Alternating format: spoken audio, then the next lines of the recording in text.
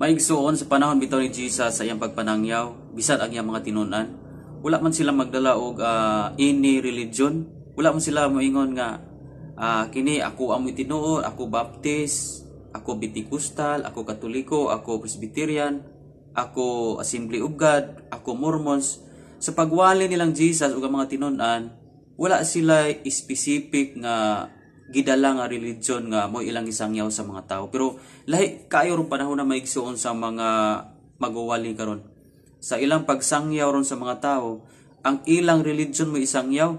Iyon dahil itong usa sa amo mo'y tinuod, sila mo'y sayop. Iyon butong usa pikas sa amo mo'y tinuod, kung magpasakop mo diri maluwas mo. So daghan kayo ron nga wala na nagtuman sa gisugo ni Jesus. Unsa may gisugo ni Jesus sa Matthew 28 verse 18 to 20. Insya panglakaw kamo isangyaw ang mayong balita, no? Mayong balita ang isangyaw. Mayong balita mahitungod ni Jesus, dili ang karatula sa church, dili ang ato ang denomination, although naatay gipasakupan. Yes, of course, importante naatay gipasakupan. Pero wala musugo ang Dios nga ang atong gipasakupan muna atong ibandilyo sa mga katawhan.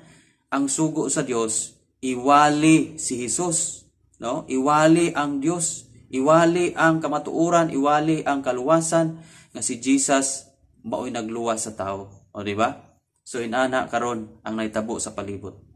So God bless sa tanan nga nagwali about ni Jesus. Ang Ginoo magapanlangin kanatong tanan.